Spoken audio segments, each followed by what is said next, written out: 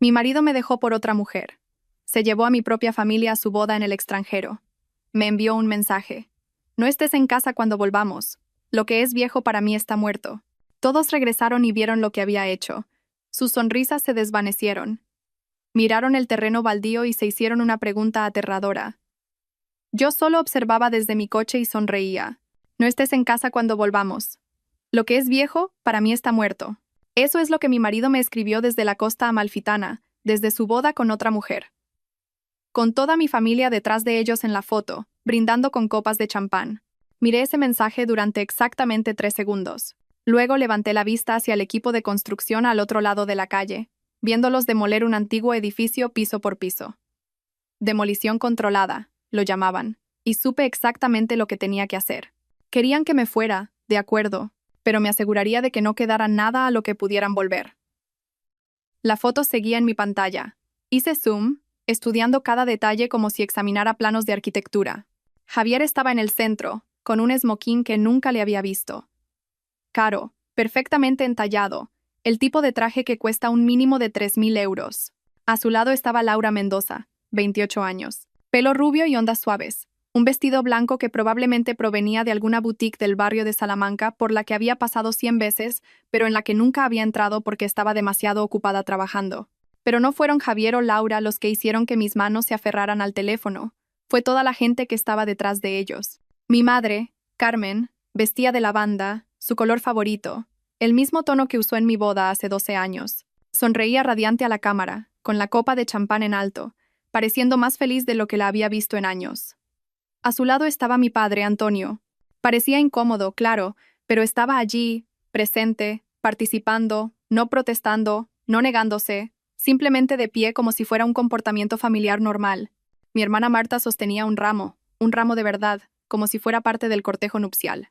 Como si no se hubiera pasado el último año diciéndome que debía apoyar más la carrera de Javier, ser más comprensiva cuando trabajaba hasta tarde, más flexible cuando cancelaba nuestros planes. Y Pablo, mi hermano pequeño, al que le pagué la universidad cuando mis padres no podían permitírselo, al que ayudé con el alquiler durante 6 meses cuando perdió su trabajo, el que me llamó su heroína en su graduación.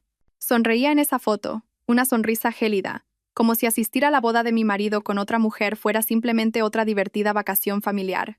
Me senté en mi coche frente a la obra de la Torre Prisma, con el teléfono en el regazo, tratando de procesar lo que estaba viendo, tratando de que tuviera sentido, pero no lo tenía. Nada de ello tenía sentido.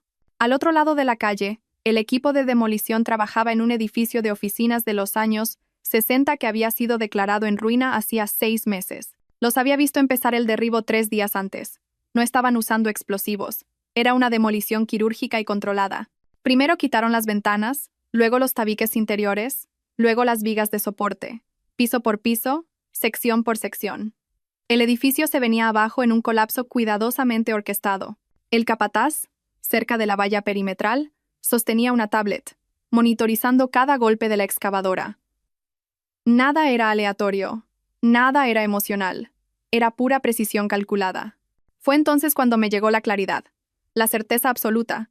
Abrí la galería de fotos de mi móvil y empecé a retroceder. 12 años de matrimonio en formato digital. El día de nuestra boda. Javier mirando su móvil durante la celebración. Nuestro viaje de 5º aniversario a la Costa Brava. Él desapareciendo durante horas, alegando que tenía que atender llamadas de trabajo. La última Navidad, cuando insistió en que la pasáramos separados porque necesitaba espacio para pensar. Cada vacación en la que estuvo físicamente presente pero mentalmente ausente.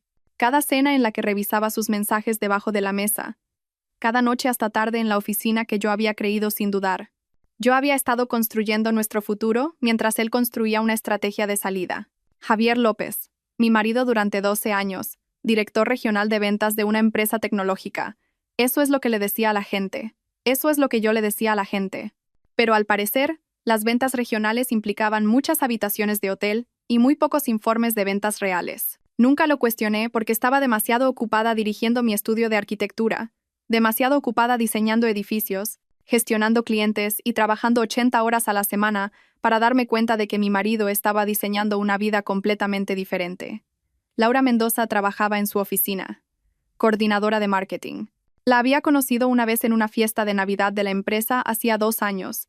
Parecía simpática, callada, insignificante. Recuerdo haber pensado que parecía joven, demasiado joven para ser tomada en serio en un entorno profesional. Ahora entendía que no la habían contratado por sus habilidades de marketing. Nunca tuvimos hijos. Javier siempre decía que no era el momento adecuado, que debíamos esperar hasta que el negocio fuera más estable, hasta que tuviéramos más dinero ahorrado, hasta que viajáramos más, hasta que... Le había creído porque quería creerle, porque pensaba que éramos socios construyendo un futuro común. Pero él no estaba esperando el momento adecuado conmigo. La estaba esperando a ella. Mi teléfono vibró de nuevo. Una notificación de Instagram. Javier había publicado la foto públicamente. El pie de foto decía: comenzando nuestro para siempre en el paraíso, rodeados de las personas que más importan. Las personas que más importan. Yo no estaba en esa foto. No estaba en la costa amalfitana. No estaba en ninguna parte de su nueva vida. Estaba en casa en Madrid, sentada en mi coche frente a una obra, revisando los planos de la Torre Prisma, el proyecto comercial más grande de mi carrera, el proyecto que definiría la reputación de mi estudio, el proyecto en el que me había volcado durante 9 meses mientras mi marido planeaba su boda con otra. El equipo de demolición al otro lado de la calle derribó otra sección del edificio. Los brazos de la excavadora se movieron con precisión, conectando con un muro de carga. La estructura gimió, se dobló y se derrumbó hacia adentro, exactamente como estaba planeado. Vi el polvo levantarse y asentarse. Luego abrí mis mensajes de texto y escribí: disfrutad de Italia. Me aseguraré de que todo esté arreglado. Javier leería eso y pensaría que estaba siendo comprensiva. Comprensiva como siempre lo había sido, como me había entrenado para hacerlo durante 12 años de matrimonio. Pero no estaba siendo comprensiva. Estaba siendo estratégica. Busqué en mis contactos y encontré a Mónica Serrano, mi abogada. La mujer que me había ayudado a estructurar mi S.L. cuando empecé mi estudio.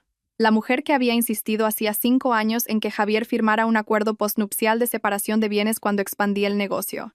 La mujer que había mantenido contratada aunque Javier pensaba que era paranoico. Contestó al segundo tono: Elena, ¿qué pasa? No perdí tiempo con explicaciones. ¿Qué tan rápido podemos movernos? Hubo una pausa. Mónica era astuta. No necesitaba detalles para entender el tono. ¿Qué tan rápido lo necesitas? Miré la foto de nuevo. Calculé el tiempo. Aterrizan en 9 días. La risa de Mónica fue grave y depredadora. El sonido de alguien que había construido una carrera destruyendo a cónyuges infieles en los tribunales. Entonces construyámosle una nueva y hermosa vida en 8. Colgué y me quedé allí un momento más, viendo al equipo de demolición recoger su equipo por el día. El edificio que había estado en pie durante 60 años ahora era solo escombros y barras de refuerzo. Para mañana se lo habrían llevado. Para la próxima semana, el solar estaría despejado y listo para algo nuevo. Demolición controlada. Así lo llamaban. Y eso era exactamente lo que estaba a punto de hacer. No dormí esa noche. En lugar de eso, me senté en la mesa de mi cocina con un bloc de notas y empecé a escribir listas, cronogramas, inventarios de activos, todo lo que poseíamos, todo lo que yo poseía. Técnicamente, la casa, los coches, el chalet en los Pirineos que habíamos visitado 2 veces, cuentas bancarias, carteras de inversión, incluso los muebles. A las 3 de la madrugada tenía 17 páginas de notas. Al amanecer, tenía un plan. Me duché, me vestí con mi traje negro, el que usaba para reuniones importantes con clientes, y conduje hasta el despacho de Mónica en el centro de Madrid. Me envió un mensaje con su disponibilidad a las 6 de la mañana, lo que me dijo todo lo que necesitaba saber sobre la seriedad con la que se estaba tomando esto. Su oficina estaba en el piso 14 de un edificio de cristal con vistas al Paseo de la Castellana. Ventanales del suelo al techo, arte caro en las paredes, el tipo de espacio que gritaba éxito y no se disculpaba por ello. Mónica ya estaba allí cuando llegué. 2 tazas de café esperaban en su escritorio. No me preguntó si estaba bien. No ofreció compasión ni tópicos. Simplemente deslizó una carpeta de manila sobre la superficie de madera pulida y dijo: presenté la demanda a las 7 de esta mañana. Demanda de divorcio, motivos, abandono del hogar, adulterio e incumplimiento del acuerdo postnupcial. Abrí la carpeta. La documentación era extensa, brutal en su precisión. Tenemos pruebas, continuó Mónica, sacando su tablet. Extractos de tarjetas de crédito de los últimos 18 meses. Hoteles, restaurantes, compras de joyas que nunca llegaron a ti. Pasó las imágenes, recibos de lugares en los que nunca había estado, cargos en fechas en las que Javier me dijo que estaba trabajando hasta tarde. Hay más, dijo, y su voz adquirió un filo que reconocí. El tono que usaba cuando estaba a punto de destruir a alguien en el tribunal. ¿Recuerdas ese portátil que dejó abierto el mes pasado? ¿El que mencionaste cuando tomamos un café? Asentí. Había estado revisando contratos una noche cuando el portátil de Javier sonó con una notificación de mensaje. Él estaba en la ducha. La pantalla estaba desbloqueada. Eché un vistazo, vi el nombre de Laura y tomé una decisión que no entendí del todo en ese momento. Empecé a reenviarme correos electrónicos. Revisé todo lo que me enviaste, dijo Mónica. Tenemos 18 meses de correspondencia entre Javier y Laura, planeando, maquinando, y esto. Giró la tablet hacia mí.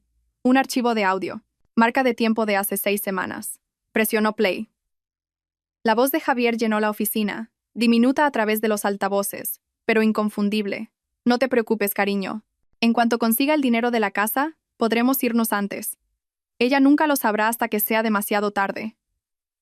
La risa de Laura, ligera, despreocupada. Eres terrible, pero me encanta. Te quiero, dijo Javier. El año que viene por estas fechas estaremos en nuestro propio sitio. Ella seguirá en esa oficina matándose a trabajar y nosotros estaremos viviendo nuestras vidas de verdad. Mónica detuvo la grabación. Me quedé allí mirando la tablet, sin sentir nada. Absolutamente nada. Las palabras deberían haber dolido. Deberían haberme enfadado. Deberían haber hecho algo, pero solo sentía frío. Le notificarán la demanda mañana por la mañana en su oficina, dijo Mónica. A las 9 en punto. He contratado a un procurador para que le entregue los papeles en persona delante de sus colegas, incluida Laura. La miré. ¿Es necesario? La sonrisa de Mónica fue afilada. Me pagas para ganar, Elena, no para ser amable. Firmé los papeles sin leerlos. Mónica nunca me había fallado. Hace 5 años, cuando expandí mi estudio y la contraté, insistió en que Javier firmara un acuerdo postnupcial. Al principio me resistí. Parecía poco romántico, cínico, como si estuviera planeando el fracaso. No estás planeando el fracaso, me había dicho Mónica. Estás protegiendo lo que has construido. Hay una diferencia.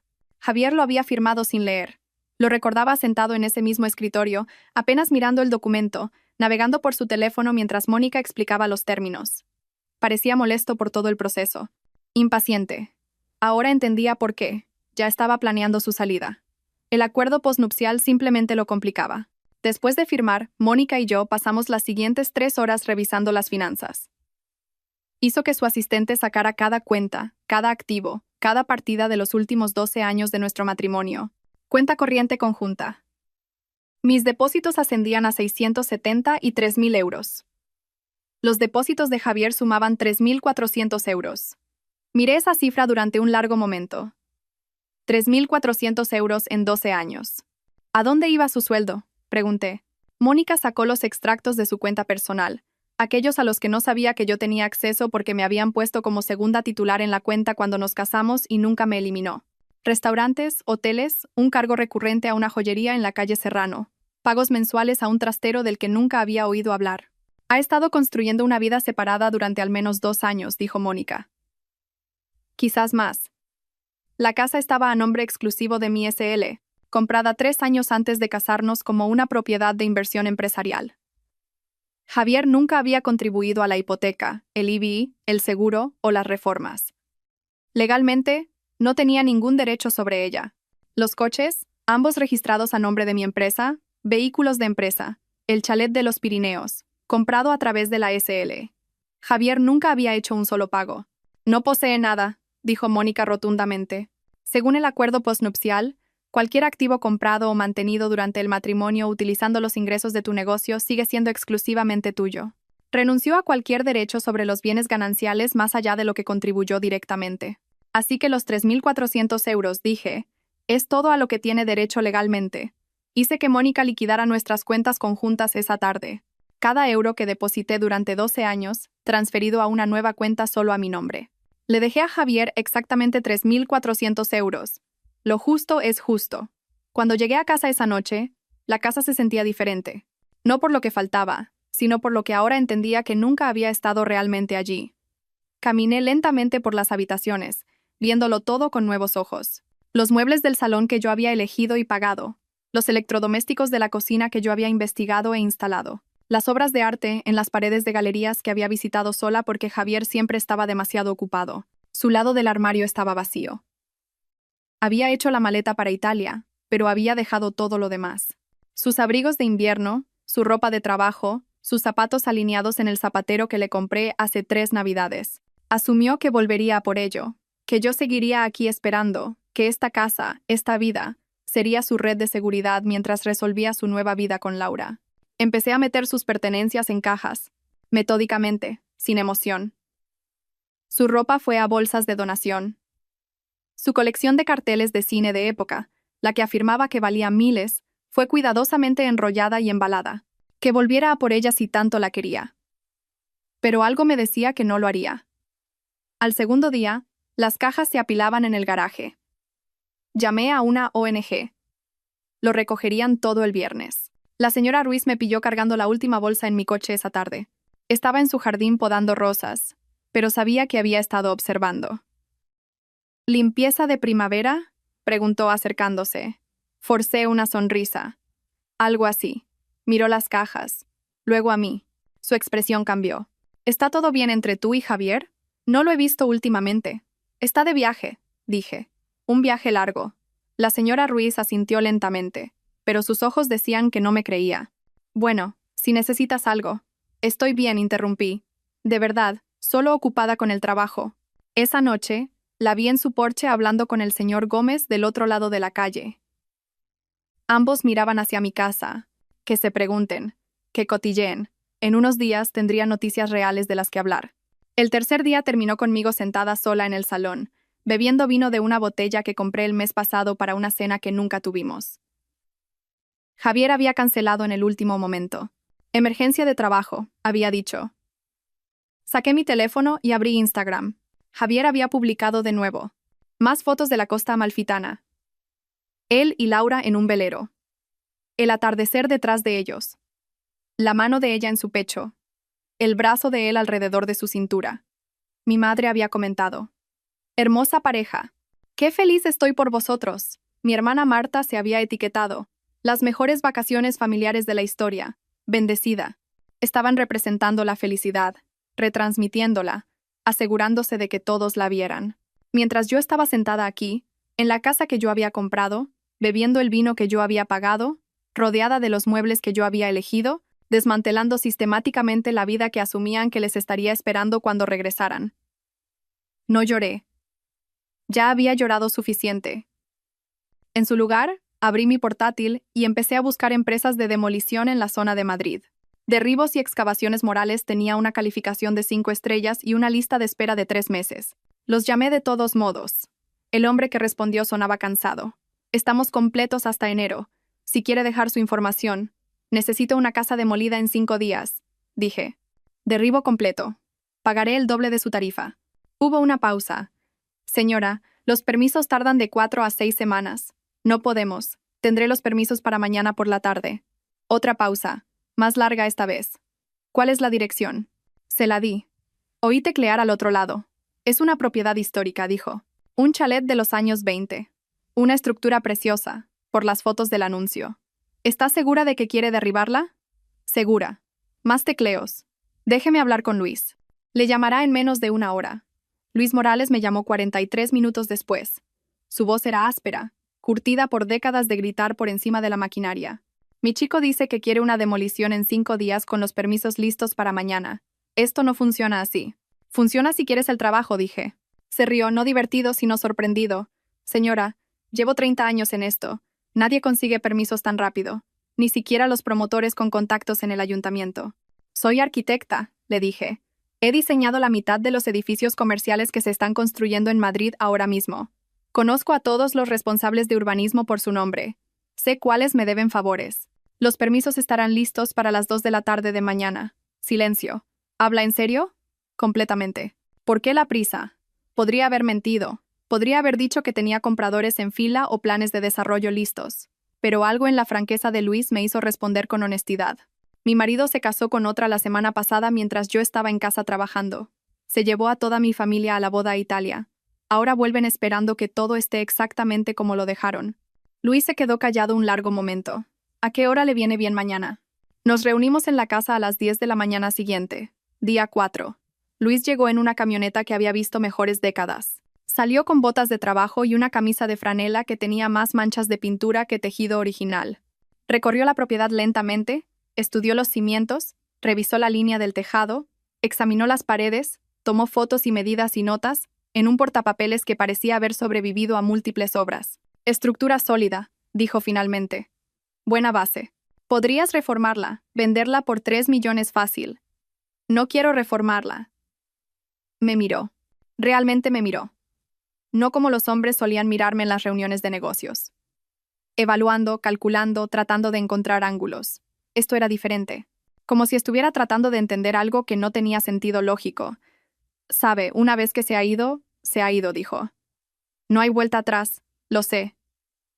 Asintió lentamente. Escribió algo en su portapapeles. Con los permisos urgentes, podemos empezar mañana por la mañana. La demolición tarda unas 8 horas para una casa de este tamaño. La retirada de escombros, otro día. Tendrá un solar vacío para el viernes por la tarde. ¿Cuánto? 47.000 euros. Eso con el plus por urgencia. No dudé. Hecho. Luis extendió su mano. Su agarre era firme, calloso. Necesitaré esos permisos a las 2, como dijo. Los tendrá. Pasé el resto del día 4 haciendo llamadas. Cada favor que había acumulado durante 15 años en la Comunidad de Arquitectos de Madrid, llamé a concejales de urbanismo con los que había trabajado en recursos de zonificación, a inspectores de obras que habían acelerado mis proyectos, a funcionarios municipales a los que había ayudado con diseños pro bono para espacios públicos. A la 1:30 tenía todas las firmas que necesitaba. A las 2 Luis tenía los permisos en la mano. No me lo puedo creer, dijo mirando la documentación. Realmente lo ha hecho. Le dije que lo haría. Dobló los permisos, los guardó en su camioneta. Empezamos a las 6 de la mañana. ¿Quiere estar aquí? No me lo perdería. Después de que Luis se fuera, volví a entrar en la casa. Necesitaba terminar de vaciar el despacho de Javier. La mayoría de sus cosas ya estaban en cajas, pero su archivador permanecía. Abrí el cajón inferior y encontré una carpeta escondida en la parte de atrás, de Manila, sin etiqueta, oculta detrás de declaraciones de la renta de hace 6 años. Dentro había solicitudes de préstamo. 4 de ellas, todas denegadas. Todas con fecha de hace 6 meses. Solicitudes para una segunda hipoteca sobre la casa. Mi casa, la que era propiedad de mi SL. Las leí todas con atención. Javier se había puesto como único propietario. Había falsificado mi firma en la documentación inicial. Había afirmado que la propiedad era de titularidad conjunta y que yo había aceptado verbalmente el préstamo. Todo mentira. Las solicitudes habían sido rechazadas porque la nota simple del registro mostraba que la casa pertenecía a mi empresa, no a Javier ni a nosotros conjuntamente. Pero lo intentó. Realmente había intentado robar el valor de mi propiedad para financiar su salida. Encontré más en la carpeta. Correos electrónicos impresos entre Javier y Laura. Javier. El préstamo ha sido denegado de nuevo. Su nombre está en todo. No sé cómo evitarlo. Laura. ¿No puedes simplemente falsificar su firma en un contrato de compraventa? Javier. Demasiado arriesgado. Pero no te preocupes, cariño. En cuanto consiga el dinero, podremos irnos antes. Ella nunca lo sabrá hasta que sea demasiado tarde. Laura. ¿Estás seguro de que no luchará en el divorcio? Javier. No lo hará. Está demasiado ocupada con el trabajo para darse cuenta de lo que está pasando. Para cuando se dé cuenta de que voy en serio, nos habremos ido y ella se quedará con las facturas legales. Fotografié cada página y se las envié a Mónica. Me llamó en 2 minutos. Elena, esto es fraude. Intento de fraude como mínimo. Falsificó tu firma en documentos legales. Eso es un delito. Añádelo a la demanda de divorcio. Lo estoy añadiendo a todo. Esto cambia todo el caso. No es solo un infiel. Es un delincuente. Colgué y me quedé sentada en el despacho de Javier. La habitación que diseñé para él, el escritorio que le compré, la silla que monté mientras él estaba en uno de sus muchos viajes de negocios. No solo había estado planeando dejarme, había estado planeando robarme. Mi teléfono sonó. Sofía. Casi no contesto. Pero Sofía tenía una forma de saber cuándo algo iba mal. Si la ignoraba, se presentaría en mi puerta. Contesté. ¿Dónde estás? Dijo. Sin hola. Sin preámbulos. En casa. Voy para allá.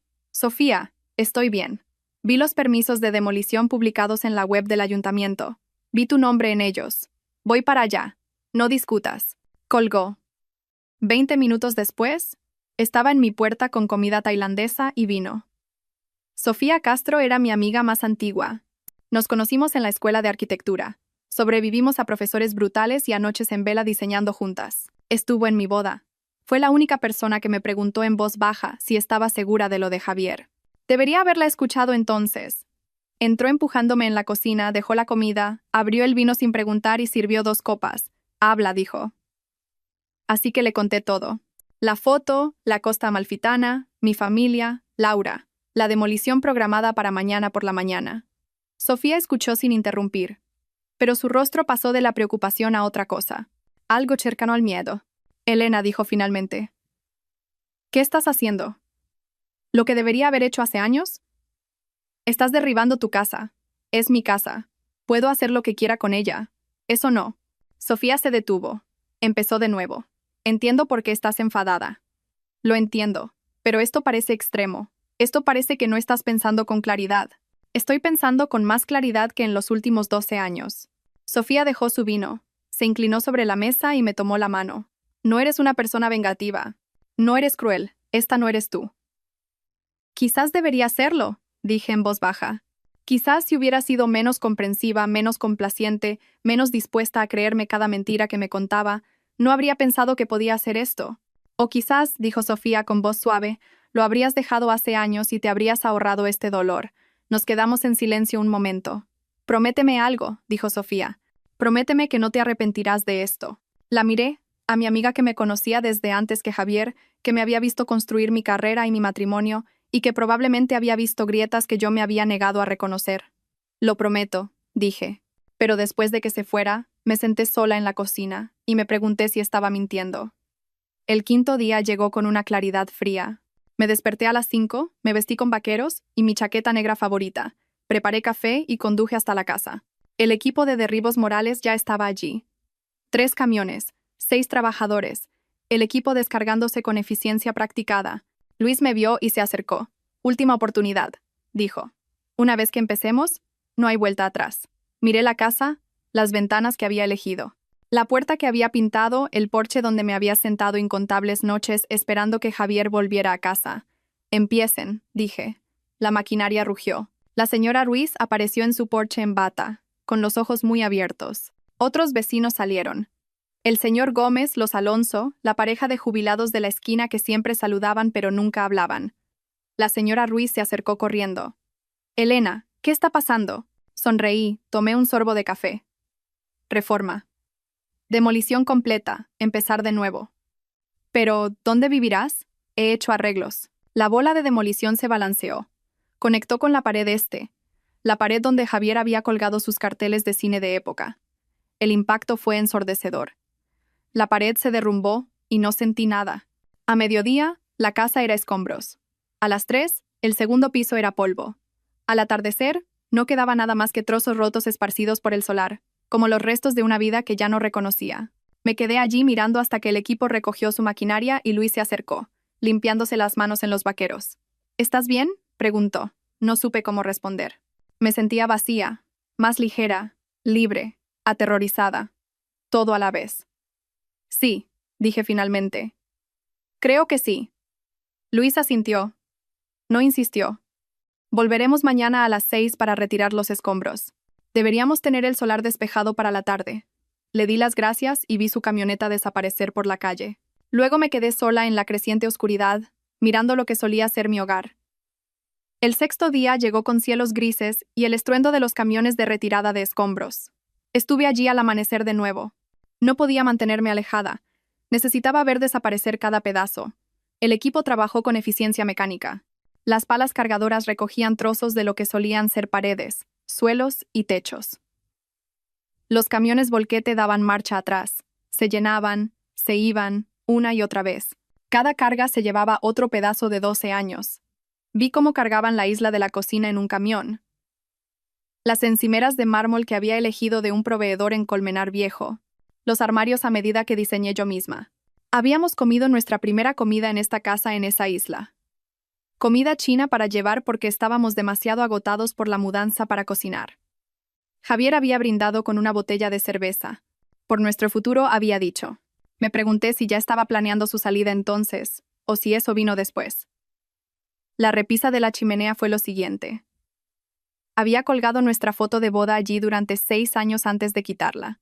Me dije a mí misma que necesitaba un nuevo marco. La verdad era que ya no podía mirar su sonrisa sin preguntarme si alguna vez había sido real. La terraza que construimos hace 3 veranos, donde se suponía que envejeceríamos juntos, tomando café y viendo los atardeceres, fue rota en pedazos y retirada a las 11. Por la tarde, el solar estaba casi despejado, solo tierra y escombros dispersos. El equipo trajo una niveladora, lo allanó todo, lo alisó. Al anochecer, estaba hecho. Me paré en la acera, mirando el espacio vacío, donde había existido una casa de 2 millones de euros 24 horas antes. Una mujer pasó corriendo, se detuvo, miró el solar, luego las casas vecinas, y de nuevo el solar. ¿No había una casa aquí?, preguntó. Me volví hacia ella manteniendo mi expresión neutral. Debe estar pensando en otra calle. Frunció el ceño, claramente confundida. Podría haber jurado. Sacudió la cabeza. No importa. Lo siento. Siguió corriendo. La vi irse y sentí algo parecido a la satisfacción. Estaba funcionando. Nos estaba borrando. Mi teléfono sonó. El nombre de Marta apareció en la pantalla. Casi no contesto, pero la curiosidad ganó. Elena. Su voz era brillante, alegre, completamente ajena a lo que había participado. Lo estamos pasando genial. La costa amalfitana es preciosa. Deberías ver las playas. La comida es increíble. Y la boda fue simplemente. Recibí el mensaje de Javier, interrumpí. Silencio. Ah, eso. Su tono cambió inmediatamente. Menos brillante, más defensivo. Mira, continuó.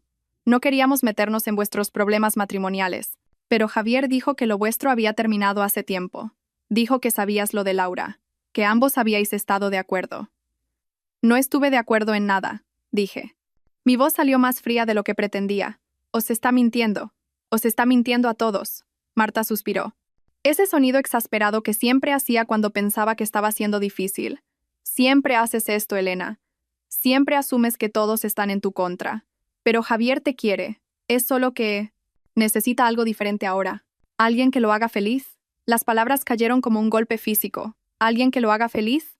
Repetí lentamente. Lo hice feliz durante 12 años. Marta, te pagué la universidad cuando mamá y papá no podían permitírselo.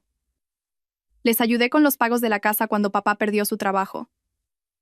He mantenido unida a esta familia mientras todos vosotros. Tenemos que irnos, me interrumpió. La celebración está empezando. Hablamos cuando volvamos, ¿vale? La línea se cortó. Me quedé allí mirando mi teléfono, procesando lo que acababa de pasar. No solo estaban asistiendo a su boda, lo estaban defendiendo. Habían elegido su bando. Todos ellos. Llamé a Mónica. Necesito moverme más rápido, le dije. Aterrizan en 3 días. Ya estoy en ello, dijo. Ven a mi despacho mañana. Tengo algo que necesitas ver. Me reuní con Mónica en su oficina el 7º día. El horizonte fuera de sus ventanas estaba gris, con nubes que amenazaban lluvia. Tenía una carpeta esperando, más gruesa que las otras. Investigué un poco a Laura Mendoza, dijo Mónica, deslizándola sobre su escritorio. Resulta que tu marido tiene gustos interesantes en mujeres. Abrí la carpeta. Registros financieros, verificación de antecedentes, información familiar. Laura Mendoza no era solo una coordinadora de marketing de 28 años que vivía de sueldo en sueldo. Venía de una familia con dinero, mucho dinero. Su padre, Ricardo Mendoza, era dueño del Grupo Automotriz Mendoza, una cadena de concesionarios de coches de lujo por toda España, 17 ubicaciones. Ingresos de cientos de millones. El fondo fiduciario de Laura valía más de 2 millones de euros. Ella no necesita el dinero de Javier, dijo Mónica. Pero Javier definitivamente necesita el de ella. Pasó a otra sección. Extractos bancarios que mostraban transferencias de Laura a Javier durante el último año. 10.000 euros en marzo, 15.000 euros en junio, 25. 0 euros en septiembre. 50.000 euros en total. ¿Qué le estaba diciendo?, pregunté. Mónica sacó correos electrónicos que había obtenido de su cuenta. Javier a Laura. La casa está casi pagada. Una vez que el divorcio sea definitivo, tendré acceso a la plusvalía. Podemos comprar ese piso en Marbella que te gustó. Laura a Javier. ¿De cuánta plusvalía estamos hablando? Javier. Al menos 1 millón, quizás más. Ella no presta atención a las finanzas. Firmará lo que le ponga delante. Lo leí 3 veces. La ha estado engañando, dije lentamente. Mónica asintió. Probablemente de la misma manera que intentó engañarte a ti, excepto que la familia de Laura tiene dinero y contactos. Los abogados de su padre ya están involucrados. Le hicieron firmar un acuerdo prenupcial antes de la boda. Javier no obtiene nada si el matrimonio termina. ¿Él lo sabe? No lo creo. Basado en estos correos, piensa que se está casando con la riqueza. No tiene idea de que acaba de renunciar a cualquier derecho sobre su fondo fiduciario. Me recliné en mi silla procesando. Entonces, no es solo un infiel, dije. Es un estafador. Uno malo, coincidió Mónica. Pero sí. De repente, mi venganza se sintió más grande que solo yo. No se trataba solo de lo que me había hecho a mí. Se trataba de evitar que le hiciera esto a otra persona, incluso si esa otra persona era Laura. ¿Qué hacemos con esto?, pregunté. Mónica sonrió. Lo añadimos a la demanda de divorcio. Mostramos el patrón de manipulación financiera. Mostramos que falsificó tu firma tratando de acceder a la plusvalía. Mostramos que actualmente está intentando estafar a otra mujer. Hace que nuestro caso sea irrefutable. Salí del despacho de Mónica sintiendo algo que no había sentido en días. Propósito. Esa noche, sola en mi nuevo apartamento, el ático que había alquilado la semana pasada en el barrio de Salamanca con vistas al horizonte y sin recuerdos, me senté en mi escritorio y saqué una hoja de papel. Empecé a escribir. Querida mamá. Las palabras llegaron lentamente al principio. Luego más rápido. Todo lo que nunca había dicho. Todo lo que había mantenido enterrado durante 12 años. Durante toda mi vida en realidad. Cómo su crítica constante me hacía sentir que nunca era lo suficientemente buena, ni lo suficientemente inteligente, ni lo suficientemente femenina. Como siempre se ponía del lado de Javier en cada discusión, diciéndome que trabajaba demasiado, que no era lo suficientemente cálida, que no sabía cómo mantener feliz a un hombre. Cómo eligió asistir a su boda con otra mujer mientras su propia hija se desmoronaba. Escribí sobre la soledad, sobre enterrarme en el trabajo porque mi hogar dejó de sentirse como un hogar hace años, sobre intentar arreglar algo que Javier ya había decidido que estaba roto, sobre cómo seguí intentando ganar su aprobación y nunca entender por qué siempre estaba fuera de mi alcance. Escribí hasta que me dio un calambre en la mano, hasta que las palabras se volvieron borrosas, hasta que no quedó nada por decir. Luego doblé la carta con cuidado, la metí en un sobre y escribí Carmen Rojas en el frente. La sostuve durante un largo momento. Luego la guardé en el cajón de mi escritorio. Quizás algún día la enviaría. Quizás la guardaría como un recordatorio de que algunas cosas es mejor no decirlas. Algunos puentes es mejor quemarlos que cruzarlos. Serví vino y me paré junto a la ventana, mirando las luces de la ciudad. En 2 días, aterrizarían en Barajas. En 2 días, conducirían hasta la casa esperando que todo estuviera exactamente como lo dejaron. En 2 días, verían lo que había hecho, y yo estaría observando. El 8º día comenzó con papeleo. Me reuní con Tomás Reyes en una cafetería de la zona de Chamberí, a medio camino entre su oficina y la mía. El tipo de lugar con ladrillo visto y cafés con leche caros de los que Javier siempre se quejaba. Tomás ya estaba allí cuando llegué, sentado en una mesa de la esquina con un portafolio de cuero y gafas de leer en la nariz. Tenía unos 50 años, con ojos amables y manos curtidas por décadas de trabajo en la construcción. El tipo de hombre que había construido cosas toda su vida y entendía el peso de lo que se derriba. Se levantó cuando me vio, me estrechó la mano con firmeza. Elena, me alegro de verte. Nos sentamos. Abrió el portafolio, sacó la escritura y los documentos de transferencia. Esto es un solar increíble, dijo, revisando los papeles una vez más. Ubicación privilegiada, gran zonificación. Todavía me sorprende que vendas. Propiedades como esta no salen al mercado a menudo. Envolví mis manos alrededor de mi taza de café. El calor me reconfortaba. Es hora de un cambio, dije simplemente. Tomás asintió, no insistió. Firmó donde su abogado había marcado. Luego deslizó los documentos sobre la mesa. Firmé mi nombre en 6 páginas diferentes. Testigo, notario, final. Así de simple. 3.2 millones de euros se transfirieron a la cuenta de mi empresa. Tomás me estrechó la mano de nuevo. Un placer hacer negocios contigo. Y si alguna vez necesitas trabajo de arquitectura para futuros desarrollos, llámame. He visto tus diseños. Eres buena. Lo haré, dije. Gracias. Recogió sus papeles, se levantó, hizo una pausa. Espero que lo que sea que estés empezando de nuevo, espero que valga la pena. Lo vi irse, Luego me senté sola en esa mesa durante otros 20 minutos, mirando los documentos firmados frente a mí. La casa ya no estaba. El dinero era mío. Javier y mi familia regresaban mañana. Ya no había vuelta atrás. Conduje hasta el garaje donde había dejado mi coche, y me senté al volante durante 20 minutos, con las manos aferradas al volante, respirando lenta y deliberadamente. No tenía miedo, pero tampoco estaba completamente segura de estar bien. El ático que había alquilado la semana pasada estaba en el barrio de Salamanca, piso 17, ventanales del suelo al techo, con vistas a la ciudad. 2 dormitorios, aunque solo necesitaba uno. Una cocina moderna con electrodomésticos que probablemente nunca usaría. El tipo de lugar que siempre había querido pero nunca le sugería a Javier porque pensaba que vivir en el centro era demasiado ostentoso y poco práctico. Me había mudado hace 3 días con algunas cosas que había sacado de la casa. Mi ropa, mi portátil, mi silla favorita del despacho. Todo lo demás era nuevo. Muebles que había pedido por internet y que profesionales habían montado. Vajilla de la que nunca había comido. Toallas que todavía tenían etiquetas. Era hermoso. También estaba completamente vacío de cualquier cosa que se sintiera como yo. Estaba desempacando la última caja, libros en su mayoría, cuando sonó el timbre. Sofía estaba en el pasillo con 2 botellas de vino y una expresión que decía que estaba preparada para una intervención. «Tenemos que hablar», dijo, empujándome para entrar al apartamento. Dejó el vino en la encimera de la cocina, inspeccionó el espacio con el ojo crítico de alguien que me conocía desde hace 15 años. «Bonito sitio», dijo.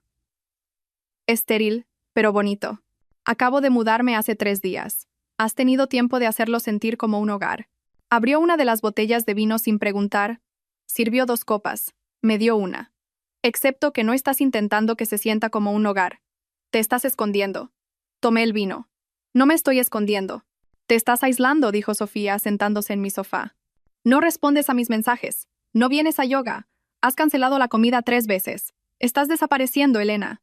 Me senté a su lado, mirando las luces de la ciudad que comenzaban a brillar en el crepúsculo. «Estoy bien. Solo ocupada». «Ocupada demoliendo tu vida». Se volvió para mirarme. No acusadora, solo triste. «Solías hablarme de todo. Ahora eres como, no sé, como si estuvieras en otro lugar. Como si ya te hubieras ido y tu cuerpo simplemente no se hubiera dado cuenta». Tomé un largo sorbo de vino. «Estoy en otro lugar», dije en voz baja. La persona que era, la que creía en el amor, la familia y la pareja, se ha ido. Murió cuando llegó esa foto. Esto, gesticulé hacia el apartamento, hacia mí misma, es lo que queda. Sofía dejó su vino, se acercó y me tomó la mano. «¿Y si te arrepientes de esto?». La pregunta quedó flotando en el aire entre nosotras. «Entonces viviré con ello», dije, «pero al menos será mi arrepentimiento, mi elección, no la suya». Sofía apretó mi mano. «Estoy preocupada por ti. Lo sé. No estoy diciendo que lo que hiciste estuvo mal. Solo estoy diciendo», hizo una pausa, buscando las palabras. «Estoy diciendo, asegúrate de que lo estás haciendo por las razones correctas. No porque estés herida, no porque estés enfadada, sino porque es realmente lo que quieres». «Es lo que quiero», dije. Pero incluso mientras lo decía, me pregunté si lo creía. Sofía se quedó 2 horas más. Bebimos vino, hablamos de su trabajo, su vida, cualquier cosa menos la mía. Cuando finalmente se fue, me abrazó fuerte en la puerta. «Llámame mañana», dijo. «Después de lo que sea que pase, llámame». Le prometí que lo haría. Esa noche, no pude dormir. Me tumbé en mi nueva cama en mi nuevo apartamento, mirando al techo, escuchando los sonidos desconocidos del tráfico del centro y mis propios pensamientos en espiral. Mañana aterrizarían. Mañana verían. Debí quedarme dormida sobre las 2, porque me desperté a las 3:17 de un sueño que se sentía más real que el mundo despierto. Estaba caminando por la casa, pero no la versión demolida, la versión completa, cada habitación intacta, cada mueble en su lugar. Javier estaba allí, no el hombre de 40 años que me había traicionado, sino la versión más joven, la que conocí en la fiesta de un amigo en común hace 16 años, el que me había hecho reír, del que me había enamorado. «¿Por qué estás haciendo esto?», preguntó. Intenté responder, pero no pude formar palabras. Caminé por las habitaciones tocando paredes que ya no existían. La cocina, el salón, el dormitorio. Mi madre apareció en la cocina con ese vestido lavanda. «Siempre fuiste tan fría, Elena», dijo. Su voz era suave, pero las palabras eran cuchillos. «No me extraña que te dejara». Me desperté jadeando, enredada en las sábanas, con el corazón palpitando. 3:17 a.m. Me levanté, serví agua con manos temblorosas. Me paré junto a la ventana, mirando el horizonte dormido de Madrid. Mañana aterrizarían. Mañana verían lo que había hecho. Mañana todo cambiaría.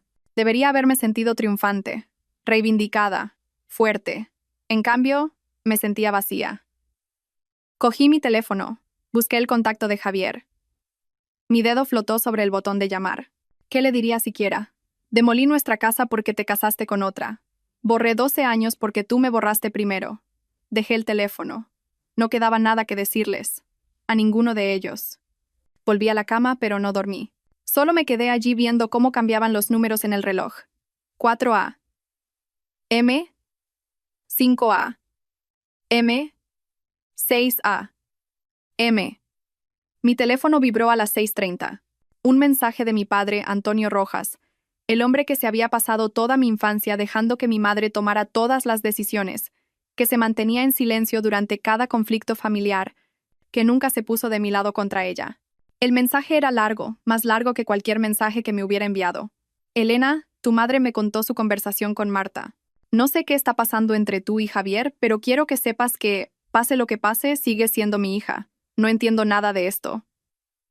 No sé quién tiene razón o quién se equivoca, pero te quiero. Llámame cuando estés lista. Lo leí 10 veces, luego 20.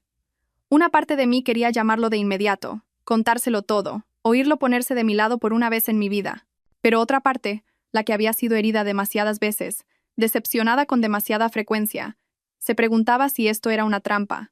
¿Estaba recopilando información para informar a mi madre? ¿Era solo otra traición esperando a suceder? Escribí 3 respuestas diferentes y las borré todas. Finalmente, simplemente guardé el mensaje y dejé el teléfono. Quizás más tarde, quizás después, quizás nunca.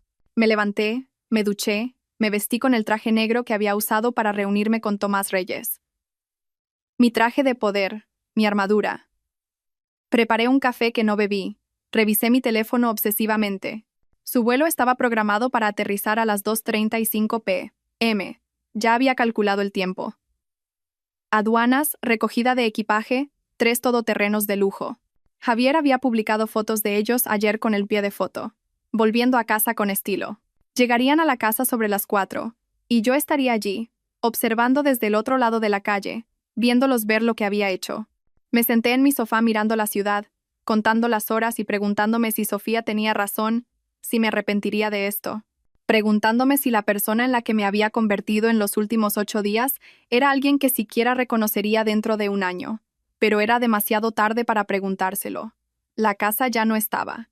El dinero estaba transferido. La venganza estaba preparada. Todo lo que quedaba era ver cómo se desarrollaba. A las 2:35 p.m., su vuelo aterrizó en Barajas. Lo seguí en mi teléfono desde mi coche, aparcado al otro lado de la calle de donde solía estar la casa. El solar se veía perfecto, con césped fresco que había sido colocado con precisión profesional. Fea, uniforme, intacto. Incluso había hecho instalar un pequeño banco decorativo cerca de la acera ayer, un toque que no pude resistir.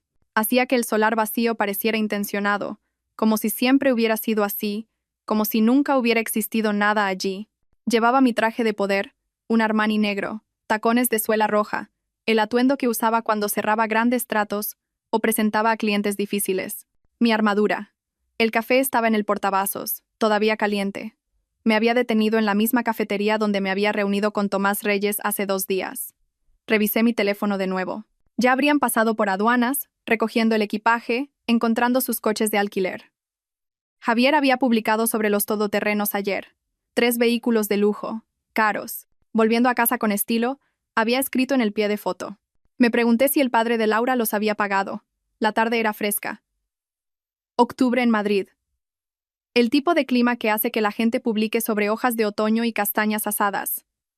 Gente normal. Gente cuyas vidas no estaban implosionando en ese momento. Esperé. A las 3:58, el primer todoterreno giró en la calle. Luego el segundo, luego el tercero. Mi ritmo cardíaco no cambió. Mis manos no temblaron. Solo observé. Se detuvieron en la acera, o más bien donde esperaban que estuviera la entrada del garaje. Los motores se apagaron, las puertas se abrieron. Javier salió primero del vehículo del medio.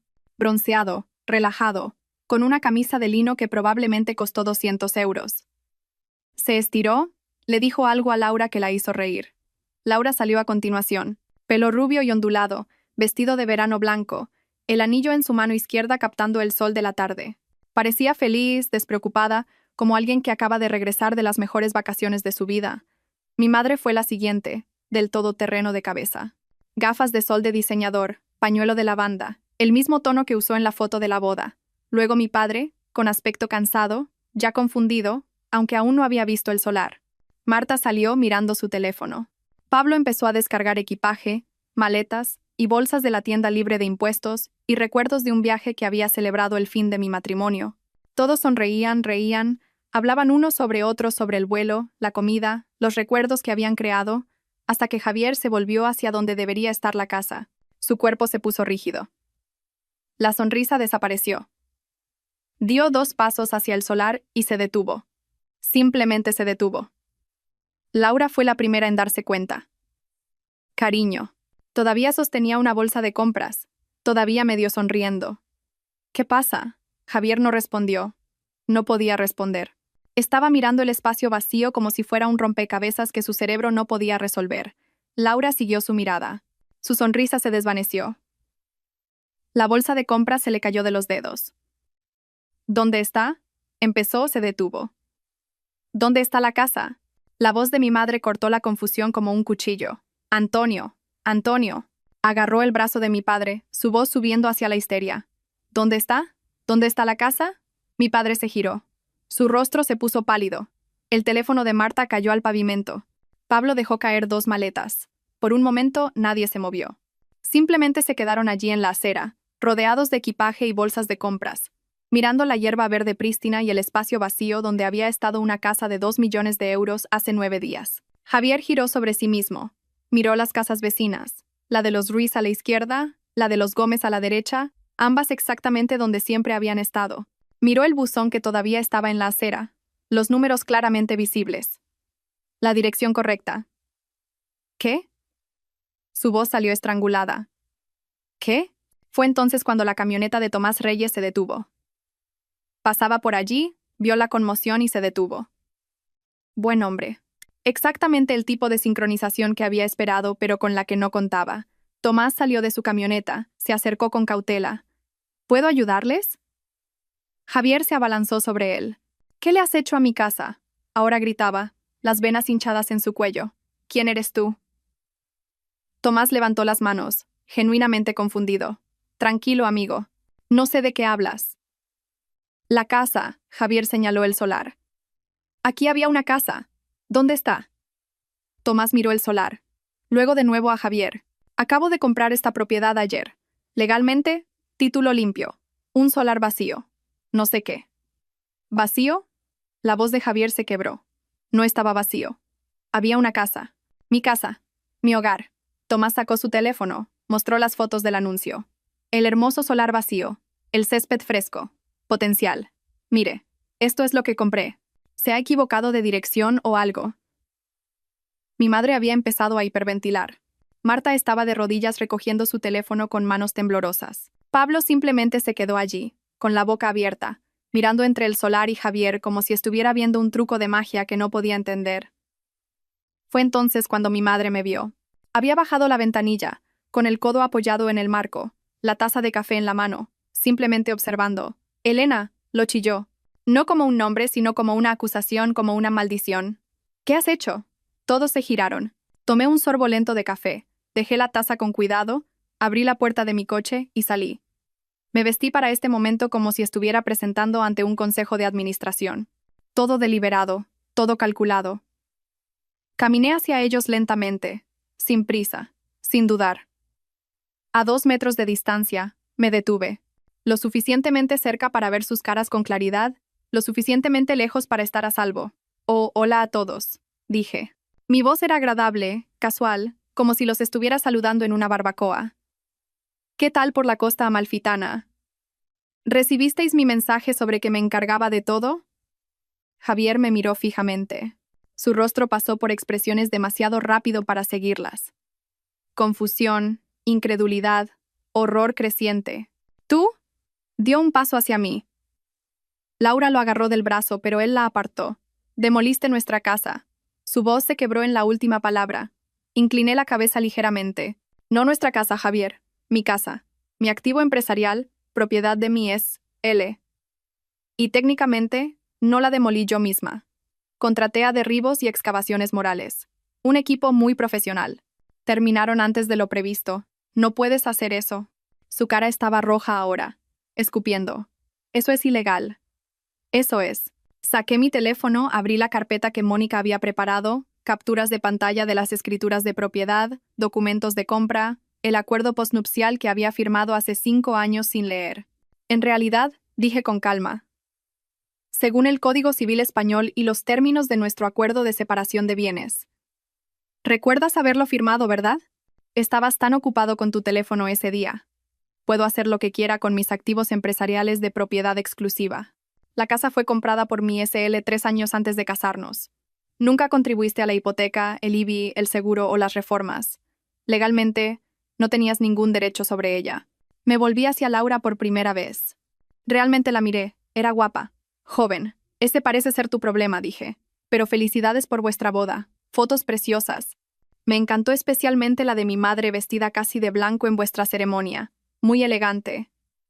Laura emitió un sonido entre un jadeo y un sollozo. Mi madre dio un paso adelante. Su rostro estaba retorcido por la rabia y algo más. Miedo. Elena Rojas, dijo. Su voz temblaba. Vas a arreglar esto ahora mismo. Esta es propiedad familiar. Nosotros ayudamos. ¿Lo hicisteis? Interrumpí. ¿Ayudasteis? Porque tengo 12 años de recibos que dicen lo contrario. Cada reforma, cada reparación, cada pago del IBI, todo mío. Ayudasteis visitando en vacaciones, comiendo la comida que yo cocinaba y diciéndome que trabajaba demasiado y que no era una buena esposa. Soy tu madre. Y fuiste a su boda, señalé a Laura, mientras él todavía estaba casado conmigo. Llevabas la banda. Sonreíste para las fotos. Brindasteis por su futuro. Así que no finjamos que la lealtad familiar significa algo viniendo de ti. El silencio que siguió fue absoluto. Entonces Pablo encontró su voz. Elena, vamos. Esto es una locura. No puedes simplemente. Ya lo hice, Pablo. Mi voz se volvió fría. Y para que quede claro, esa matrícula universitaria que pagué, considérala de vuelta con intereses en forma de esta valiosa lección de vida. No traiciones a la persona que ha estado sosteniendo tu vida. Marta estaba llorando ahora. El rímel corrido. No sabíamos qué. Que me iba a enviar un mensaje diciendo que para él estaba muerta. Que debía irme para cuando volvierais. Mostré el mensaje, se lo enseñé. Lo envió desde el chat grupal familiar, ese en el que ya no estaba.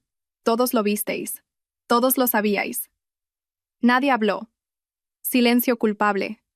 El rostro de Javier había pasado del rojo al blanco. Los coches, susurró. Todos míos, dije. Propiedad de la empresa, embargados. Cuentas conjuntas liquidadas. Encontrarás aproximadamente 3.400 euros en tu cuenta corriente personal.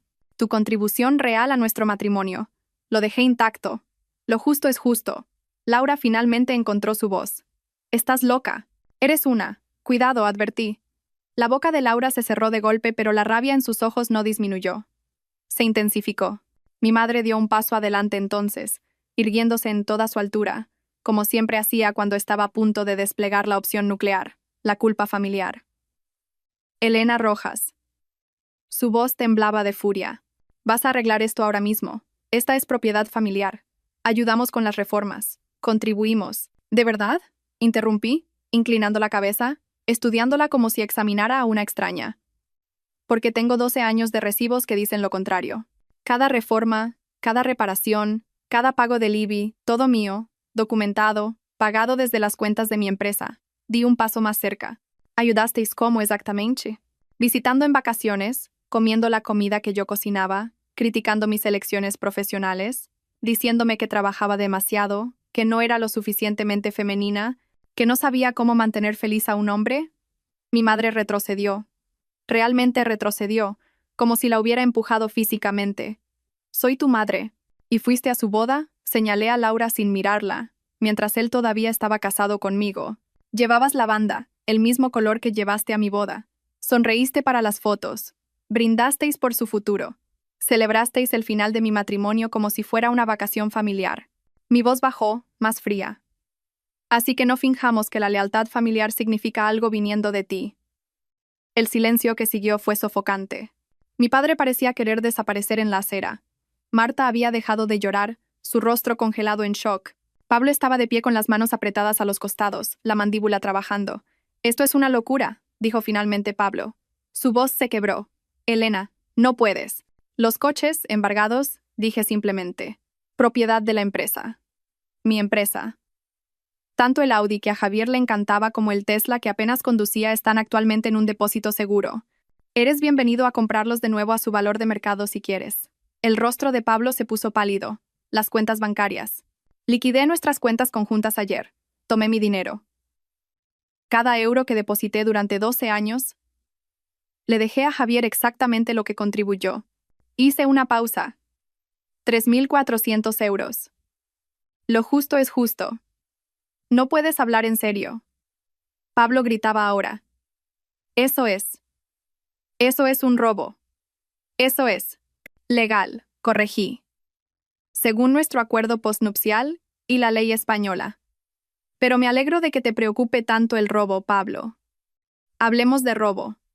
Me volví para enfrentarlo por completo. La matrícula de la universidad que pagué cuando mamá y papá no podían permitírselo. 48.000 euros. El alquiler que cubrí durante 6 meses cuando perdiste tu trabajo. 7.200 euros. El préstamo del coche que avalé y que no pagaste, así que terminé pagando 12.000 euros. ¿Sigo? Pablo abrió la boca, la cerró, la abrió de nuevo. No salió nada. Considéralo todo devuelto, dije en voz baja.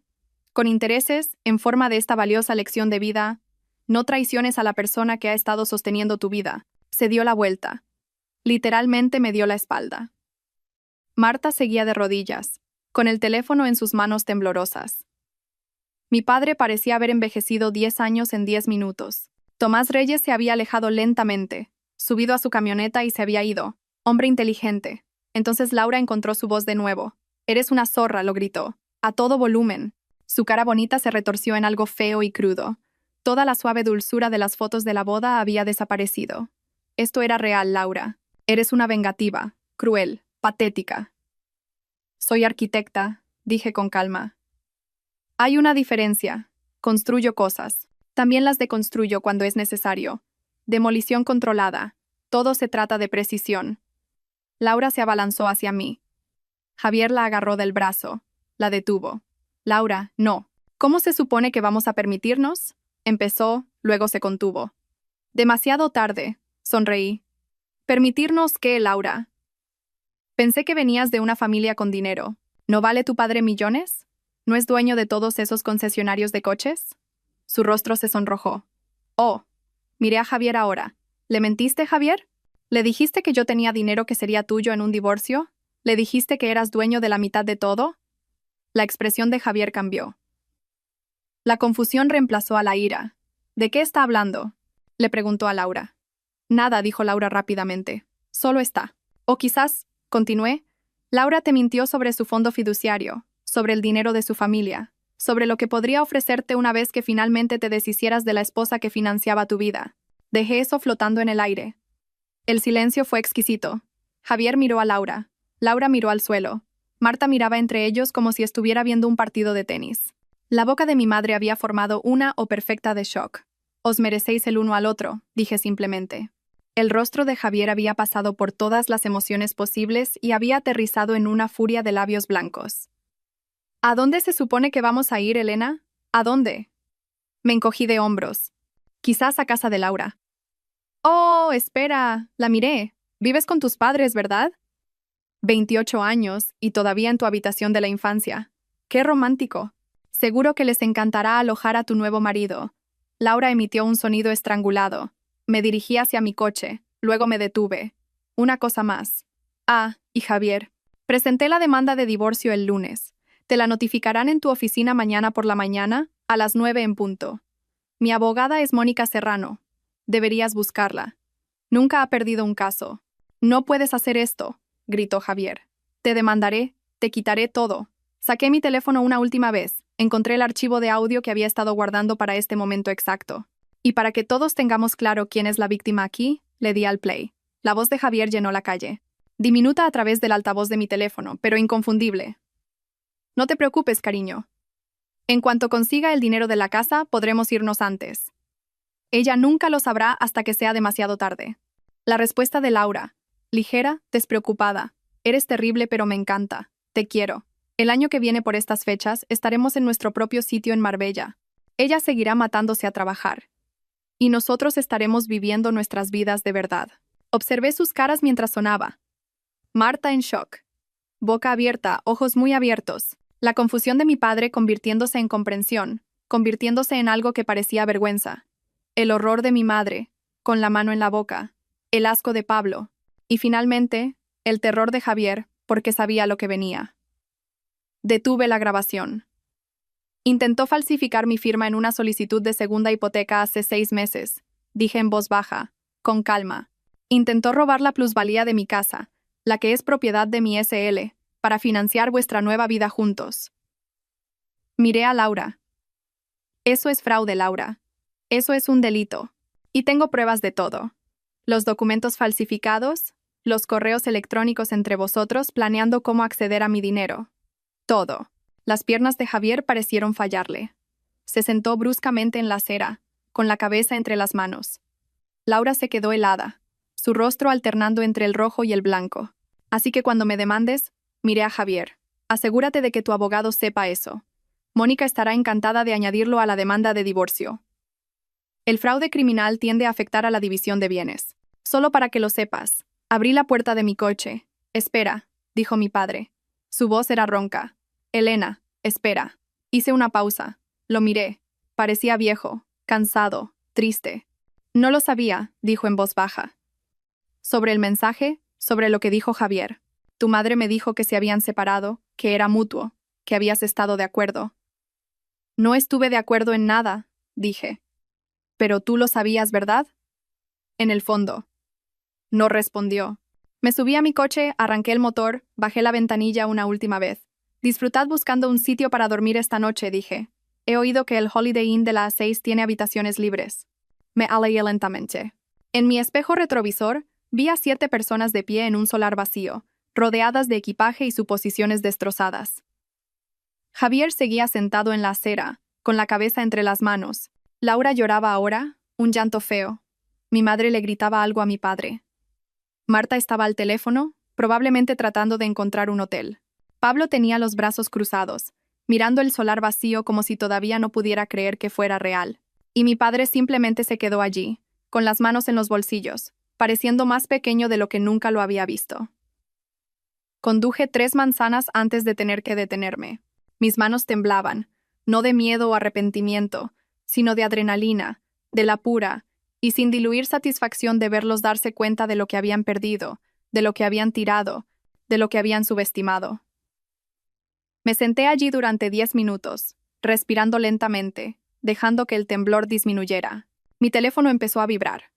Llamadas, mensajes, docenas de ellos.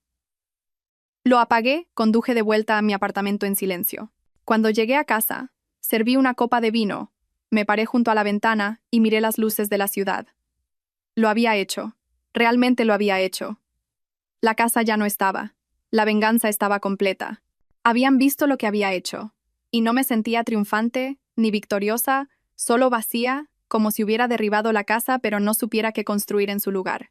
Llamé a Sofía, contestó al primer tono. ¿Cómo fue? No respondí de inmediato. Elena dijo, ¿estás bien? No lo sé, dije finalmente. Hice todo lo que planeé. Todo salió exactamente como quería, pero no sé si estoy bien. Sofía se quedó en silencio un momento. Ven ahora mismo. No discutas. Fui.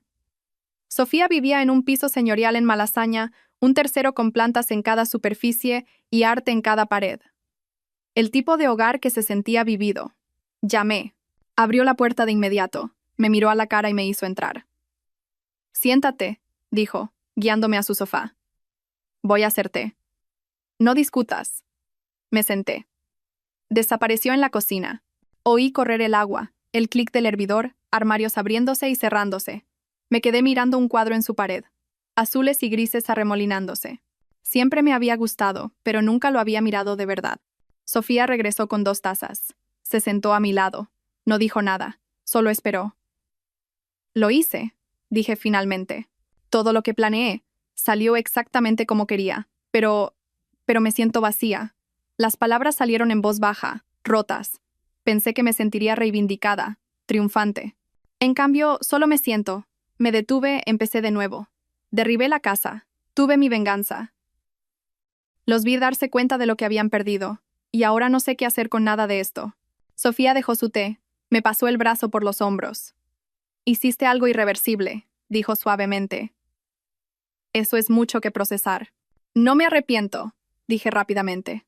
No, se lo merecían. Pero la venganza no llena el agujero que crea. Asentí. Nos quedamos en silencio durante mucho tiempo. ¿Qué pasa ahora?, preguntó Sofía. No lo sé. Esa noche, de vuelta en mi apartamento, mi teléfono no paraba de vibrar. 63 llamadas perdidas a medianoche. Cientos de mensajes.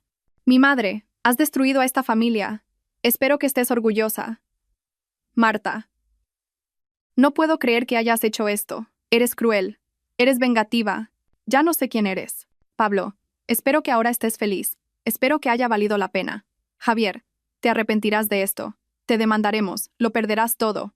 Laura, eres una vieja patética que no pudo retener a su marido. Disfruta muriendo sola. Incluso gente que apenas conocía me escribía. Tía Lorena, con quien no había hablado en 5 años. Tu madre está destrozada. ¿Cómo pudiste ser tan egoísta? Primos, viejos amigos de la familia, gente saliendo de la nada para decirme qué terrible persona era. Los bloqueé a todos. Cada número excepto el de mi padre. Su mensaje estaba en la parte superior de mi bandeja de entrada, sin leer. Serví vino con manos temblorosas. Me paré junto a la ventana, miré las luces de la ciudad, y me pregunté si así es como se suponía que debía sentirse la victoria. No leí el mensaje de mi padre esa noche, ni al día siguiente. Lo dejé allí, sin abrir, mientras me sumergía en el trabajo. El proyecto de la Torre Prisma necesitaba aprobaciones finales. Tenía 3 presentaciones a clientes programadas.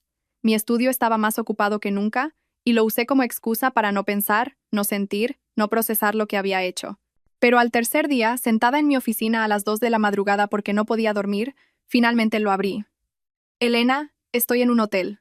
Tu madre no me habla porque dije que lo que hiciste era comprensible, aunque fuera extremo. Marta no me devuelve las llamadas. Pablo está furioso. No sé cómo arreglar esta familia.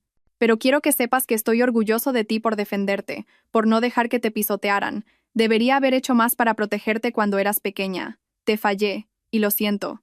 Si quieres hablar, aquí estoy. Papá. Lo leí 5 veces antes de poder respirar correctamente. Entonces lo llamé. Contestó al segundo tono. Elena. ¿Podemos vernos?, pregunté. Mañana. Sí, donde sea. Dime el sitio. Nos reunimos en una cafetería de Chamberí a la tarde siguiente. Territorio neutral, lejos de los recuerdos. Mi padre parecía más viejo de lo que recordaba. El pelo gris más ralo, las arrugas más profundas alrededor de sus ojos. Llevaba vaqueros y un suéter que nunca le había visto. No la ropa que mi madre solía elegirle. Se levantó cuando me vio. Me abrazó fuerte. Nos sentamos. Pedimos café. No hablamos por un momento. Tu madre amenaza con el divorcio, dijo finalmente. Su voz era tranquila, resignada.